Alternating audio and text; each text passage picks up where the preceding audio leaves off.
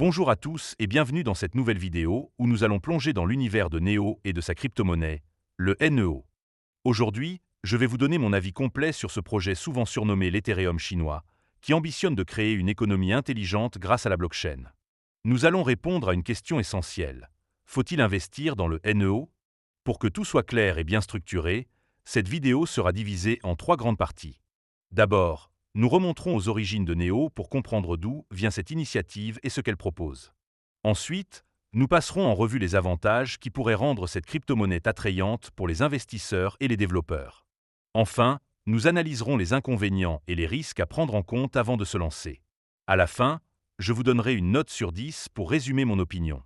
Alors, restez avec moi, car on va explorer tout ça ensemble avec beaucoup de détails.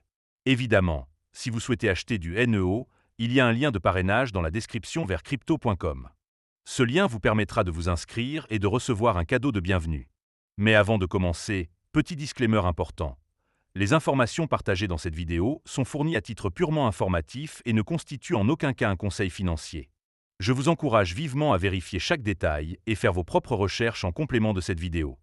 Commençons par la première partie, où nous allons explorer d'où vient Neo et ce qui rend ce projet si particulier. Neo est une plateforme blockchain open source lancée en février 2014 sous le nom d'Anchar, avant d'être rebaptisée Neo en 2017. Fondée par Da Hongfei et Eric Zhang à Shanghai, en Chine, elle est souvent présentée comme la première blockchain publique du pays. L'objectif de Neo est de construire une économie intelligente en intégrant des actifs numériques, des identités numériques et des contrats intelligents pour créer un écosystème décentralisé où les transactions sont transparentes, sécurisées et automatisées. Contrairement à Bitcoin, qui se concentre sur les paiements peer-to-peer, Neo s'inspire d'Ethereum en offrant une plateforme pour le développement d'applications décentralisées, appelée DApps, et de contrats intelligents. Ce qui distingue Neo, c'est son approche holistique. Elle combine la tokenisation d'actifs physiques, comme des biens immobiliers, avec des identités numériques vérifiables grâce à des technologies comme la reconnaissance faciale ou les empreintes digitales. Neo utilise un mécanisme de consensus appelé tolérance aux fautes byzantines déléguées, qui permet de traiter des milliers de transactions par seconde tout en restant économe en énergie par rapport au minage traditionnel.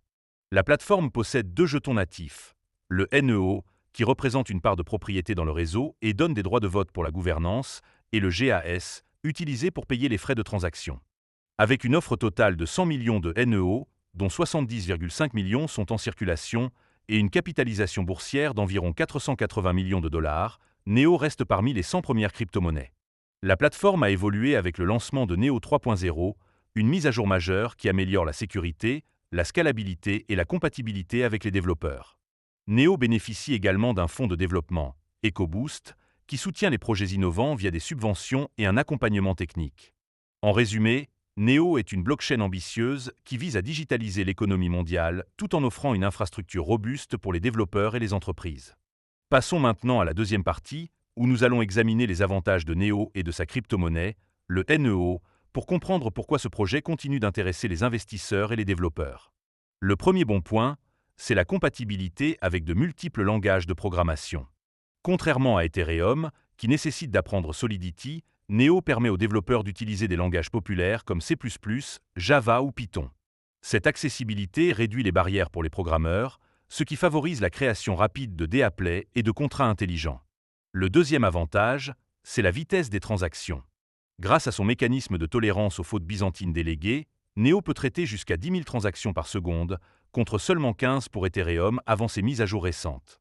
Cette capacité rend Neo idéal pour les applications à fort volume, comme les systèmes de paiement ou les plateformes de DeFi. Troisièmement, la génération de GAS est un atout unique.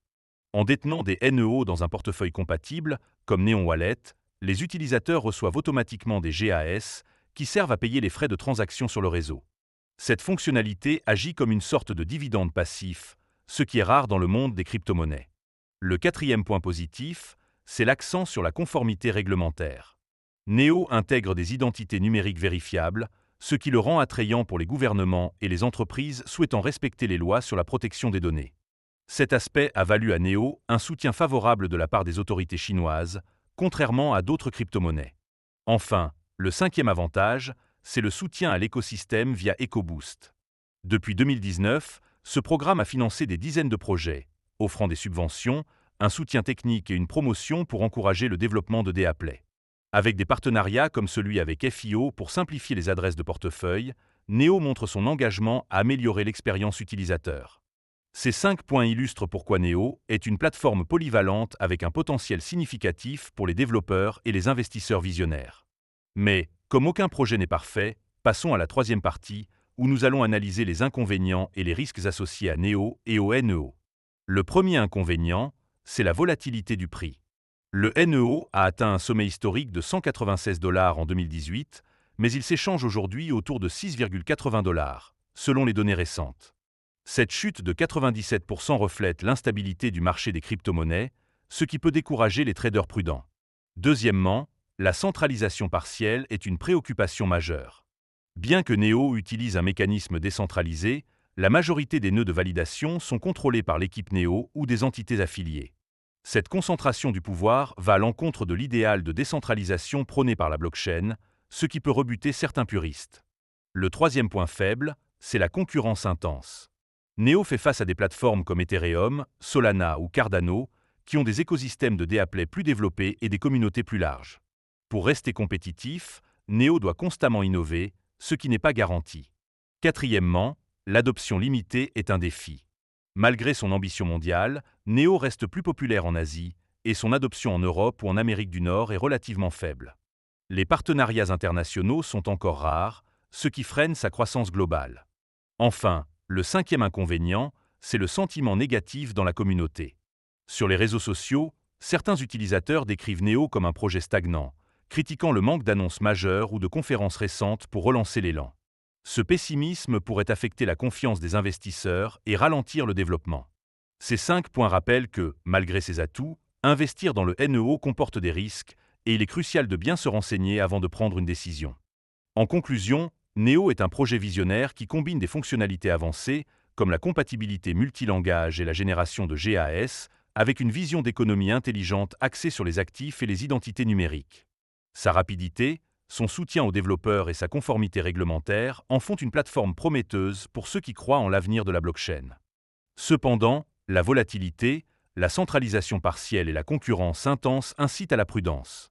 Après avoir pesé tous ces éléments, je donnerai à Neo une note de 6,5 sur 10.